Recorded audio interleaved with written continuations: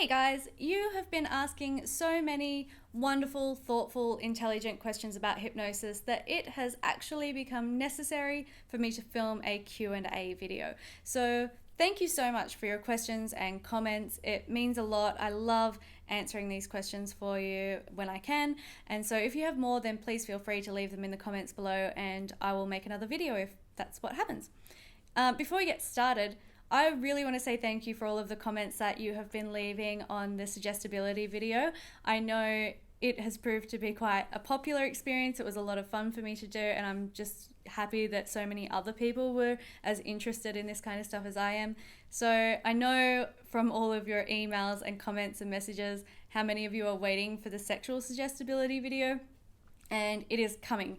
No awkward pun intended. I am making that video probably this weekend and it'll go up within the next week. So stay tuned for that. It'll be up probably in the next few days. Sexual suggestibility is on its way. If you don't know what I'm talking about, then I suggest you go and watch the hypnotic suggestibility video. It's called something like What is your hypnotic suggestibility? And you can take the test. So go and have a look at that. It was a lot of fun, and the sexual suggestibility video is on its way. Now, I'm going to grab my glasses and my iPad and answer, or at least attempt to answer, some of your questions. Incidentally, how cool is this? This is my tab cush with my iPad in here, and it's the most comfortable possible way you can use your iPad, FYI. Just in case you were wondering. The first question is from Matt Kasparian, and I'm so sorry if I butcher anyone's name or username. No one understands how annoying it is more than Alicia Fairclough, who grew up being subjected to teachers constantly referring to her as Alicia Fairclough. So I apologize in advance if I get any of this wrong. Matt wants to know, I'm paraphrasing because this was a bit long. I'm going to school for psychology, but after almost 4 years now, there has been little mention of hypnosis.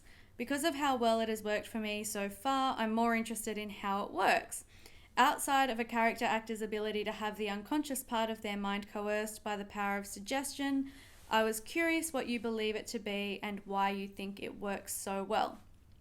Now, I guess there's kind of a few parts to this question. Incidentally, I might have mentioned this in the comments. I have an unfinished psychology degree, so kudos to you on doing that. If you don't already know this, my background is in teaching primary school children, so elementary school for the North Americans among us.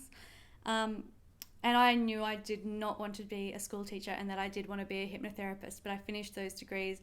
I just didn't last very long teaching before I finally went and became a hypnotherapist. So good for you going and getting that psychology degree. I then went back to go and get the psychology degree, but it's proving to be very, very expensive as a mature age student and very time consuming. So who knows when my psychology degree will be finished. But that is kind of unrelated. So why hypnosis works so well? Well, for that, you would kind of need to go back to the whole premise of hypnotherapy. But first of all, I would say hypnosis works so well for the same reason that cognitive behavior therapy works so well and antidepressants work so well, all kinds of things work so well. It's just about finding what is right for you. I don't think there is one perfect solution for anyone. Hypnosis isn't for everyone, antidepressants aren't for everyone, but both of those things are great for some people some of the time. So finding what works for you at a particular time in your life is really important. Now, the second thing is that the entire premise of hypnotherapy is based on the idea that you are put into a trance state to basically turn off the conscious part of your mind and access the subconscious part of your mind. And that whatever symptom you're experiencing, so the symptom being it might be insomnia or a fear of heights, a fear of flying, it might be nail biting, hair pulling, depression, anxiety, whatever your symptom is, there was what's called an initial sensitizing event, the ISE, which was the cause of that. So, and it rarely has anything to do with the symptom.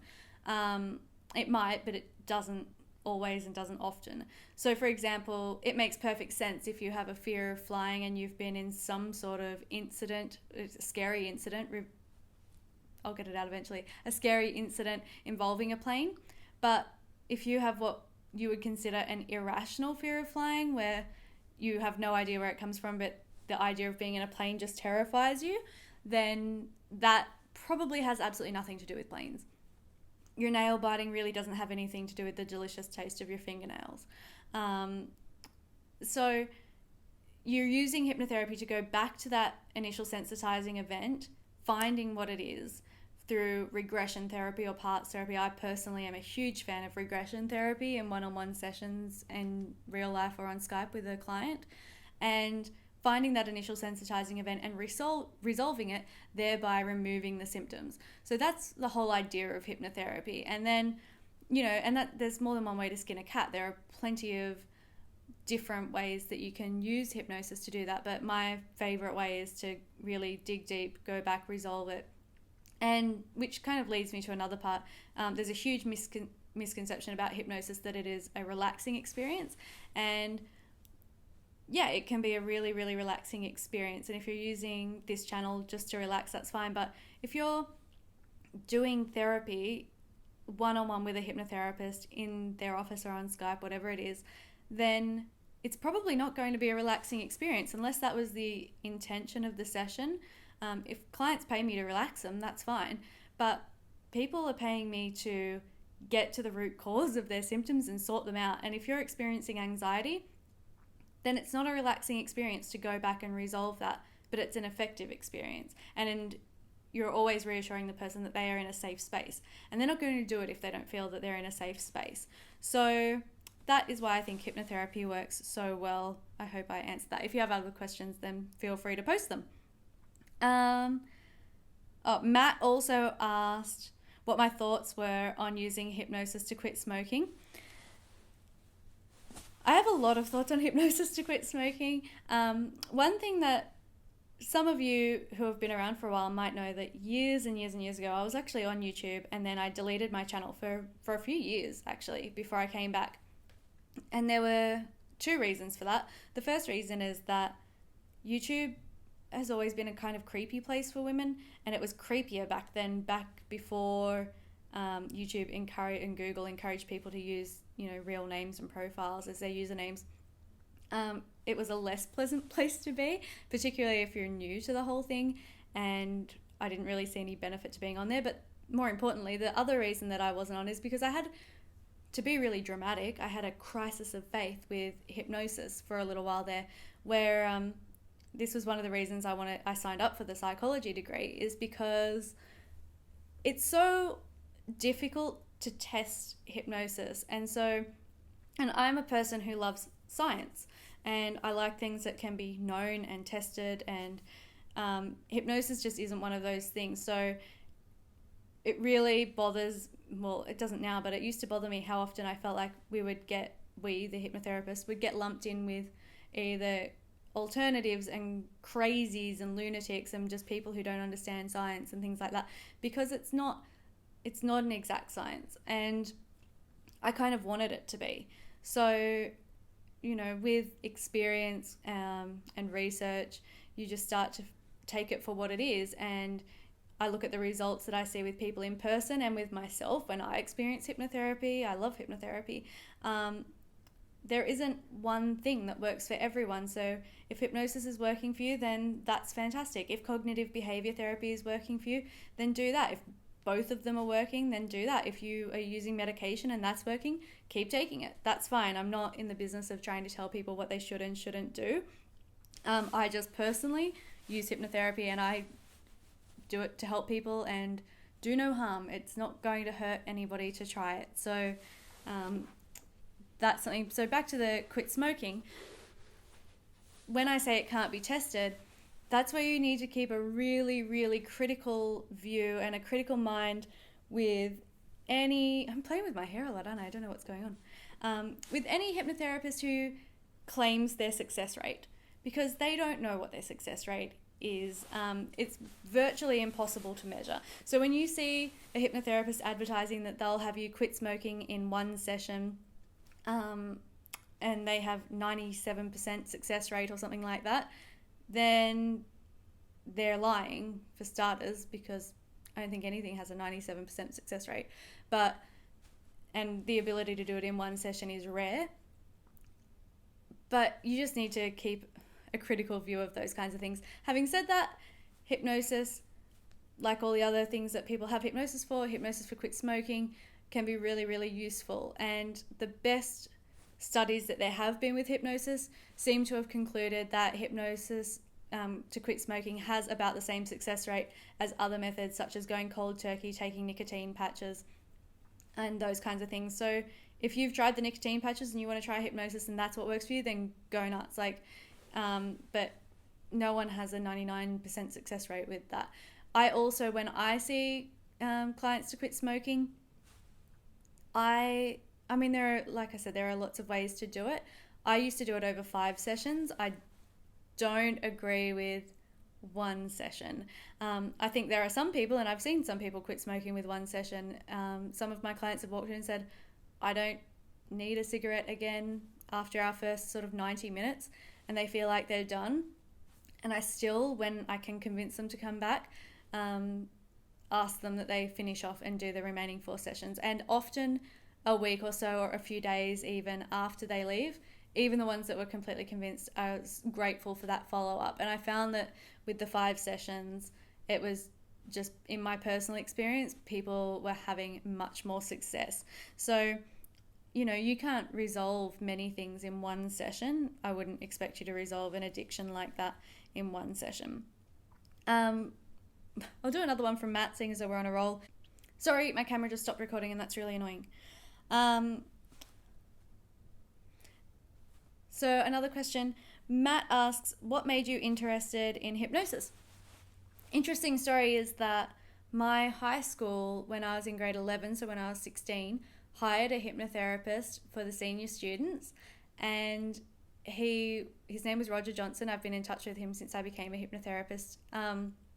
A wonderful man who was a police detective in Sydney, and he used hypnosis for a variety of things, but primarily to counsel victims of sexual assault. So that process was, quite complex, but ultimately he would do hypnosis for relaxation techniques, exam anxiety, study techniques, things like that. And he would also do a really cool, funny show with us. And I remember I was fortunate enough that was the first time I was ever hypnotized. And he made me forget my name, and he made me think that my name was Peter Rabbit, and that the more I said Peter Rabbit, the more the audience would laugh, and the more they laughed, the more annoyed I would get with them, and that I would actually get very, very cranky until I started screaming at the audience to stop laughing when I said that my name was Peter Rabbit, as if that was the most perfectly normal thing in the world. So he was really cool, and that was the beginning of my love affair with hypnosis. I loved it. I thought, I want to do that. And when I was finishing school, I just thought that I needed to go to university. I didn't think it was going to be a stable career option, that I probably needed to do something a bit more secure. So I went and became a school teacher before coming back to doing hypnosis. So that's what got me interested in hypnosis. I have no idea what this person's username is, so I'm so sorry. But, and a lot of people ask this question anyway. This question is in reference to the recent Butterfly Induction video. I love this induction. Can you make a bigger video with this induction, please? And firstly, I am super open to your requests. So always feel free to make requests in the comments. People who ask nicely and use manners get all kinds of things. So the answer is yes. I can't always upload a long video. It's very time consuming for me to make these videos, and so they can't all be really, really long videos. But I wanted to try the Butterfly Induction to see what people thought, and it was, very successful for a lot of people. So I will certainly upload a longer video with a Butterfly Induction and or more rapid inductions if you want to see those. Dan McKnight, who is always so active in the comments. Hi, Dan. Is hypnosis a learned skill? I notice over time I'm going into hypnosis much quicker and deeper. Very easy answer is yes. Yes, it is. Like any other skill, hypnosis is something that can be practiced, that you can get better at. You can become more comfortable with the hypnotherapist. You can become more used to the feeling of what it's like to experience hypnosis. And so it gets easier, and it gets to the point where when I was actually doing my training, we were hypnotized every single day for the training. And there was a class of, I think there were 9 of us, and we would hypnotize people every day and we would be hypnotized every day. And it gets to the point that like I would just sit down and I knew what was coming and I'd be out like a light. So yes, definitely. If you really want to get into hypnosis and you're not sure or you feel like it hasn't worked for you, watch a variety of videos, try different inductions, and you'll figure out pretty quickly what works for you and what doesn't. Dan also asked if I've got my Easter egg tree up yet, and I'm so sad I don't this year because I usually have a big Easter brunch here. And this year I'm not. I'm going to the Royal Easter Show, which I absolutely love in Sydney all the time. It's a really awesome event. And very long story short is, not this year. I do have some Easter decorations out, but not my Easter tree. Is it Ninja Yesh? Or I'm so sorry. This might be a silly question. There are no silly questions. But say I convinced myself to go under because I trust you, and then halfway through you gave a suggestion that I don't like. Would it be more difficult for me to convince myself to not do that at that point? Is there any difficulty in resisting a command while hypnotized? I'm going to try and shorten these answers because this is becoming a very long video. You won't do anything that you don't want to do. You won't do anything that is morally wrong to you or disgusting to you. That being said, you cannot, I guess, overstate how much you need to have a trustworthy relationship because they're with your hypnotherapist, because it certainly has happened. It's not a common occurrence, but where, like anything, there are people who have been taken advantage of by hypnotherapists who do have a lot of power over them. But the long story short is that you won't do anything that you're against. So, for example, my first experience with hypnosis was in a stage experience, and I'd done all kinds of things. I had danced on the stage, I had forgotten my name, I had pretended I was doing all kinds of things, and then they had everyone on the stage, riding down a paddock, pretending that we were pedaling on a bicycle and we're riding through a paddock, and then we crashed our bikes, and I did all of these things, and then we find this paddock filled with cows, and he was like, you're really, really thirsty, and you have to go and milk the cows and drink the cow's milk. And I was so repulsed by the idea of milking a cow and drinking the cow's milk that I just sat there and I just went. And there's all these people on stage and they're all like milking cows and going, yeah, this is amazing. And I was like, ugh. And he's like, what's wrong? And I'm like, hate cows. Nope. I actually don't hate cows. I just really don't like the idea of milking one and drinking the milk. I have milked a cow. Can't say it was a fantastic experience. Definitely didn't want to drink raw cow's milk. So that was just me. And I just wouldn't do it. And you'll find that, and I do find that in therapy sessions, and sometimes every now and then you'll hit, I guess, a initial sensitizing event or something like that somebody just isn't ready to go to or doesn't want to go to or doesn't want to discuss, and they will very clearly tell you, and they'll do all kinds of other things, but they won't do that. That's not just a Meatloaf song. I don't know who asked this question. What do you think of hypnosis for addiction? I'm going to be really, really quick with this and just say, again, do whatever works. Hypnosis, I think, do it in consultation with a health professional. So if we're talking about a drug addiction or an alcohol addiction or, all kinds of addictions, see a health professional, see your GP, see your psychologist. Make sure you do this in consultation with a health professional and see what they think first. But again, do what works for you. Like, you need to find what's right for you. So hypnosis for addiction, I've certainly done that. I personally will only do that with a referral from a GP or a psychologist, so that they are aware that this person is doing hypnosis and they're comfortable with that. I won't take on addiction clients. So, I mean, depending on what the addiction is, but particularly things like drug and alcohol addiction, I won't take on without a referral from a GP. And I'm going to finish up with this one. Lots of people have asked this. Can I have a Skype session? I do Skype sessions with some of my existing clients. It can be extremely challenging because I'm basically booked full time, and in my spare time, I'm making these videos. I'm also in the middle of developing another app. So there's a lot going on. I am looking at opening up a couple of sessions. I'm doing everything I can to try and squeeze a couple more people in. Now, something you need to be aware of with this though, and you'll get this information if you're subscribed to AmazingSleepHypnosis.com, if and when I'm ready, I will let you know. I'm doing everything I can to open up a couple more slots. These slots are not cheap, so they're not for everyone. It's an expensive thing for a lot of people.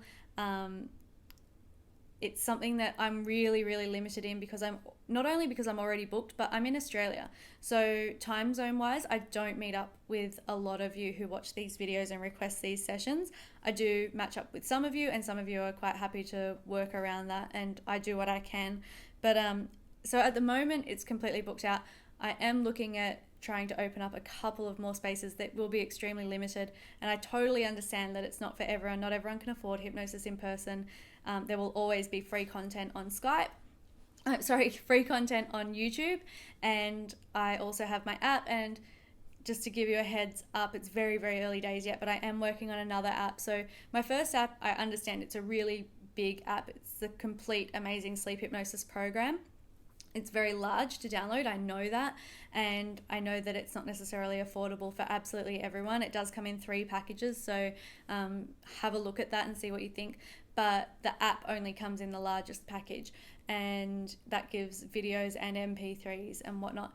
I'm working on another app where you can select the individual videos and MP3s that you would like, so you don't have to purchase an entire program.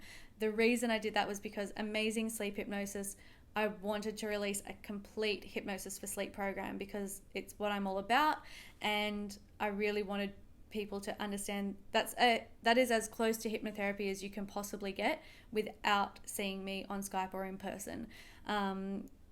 It is true hypnotherapy, and it's a complete program. So the next app is going to be individual videos similar to the kinds of things that you see on YouTube. Some of them will be significantly longer. I've had a lot of requests for longer sleep videos, and so I'm looking at stuff like that. So stay tuned.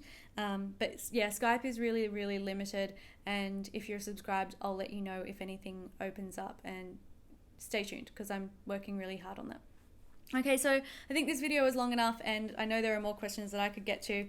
Please leave them in the comments, and I will, if you want to see it, I'll make another video. So if you want to see this kind of stuff, then please leave a comment in the comments below, and stay tuned for the sexual suggestibility video, and then I promise to get back to more of the regular hypnosis, hypnotherapy videos. Okay, so have a wonderful day, and I will see you in the next video. Bye-bye!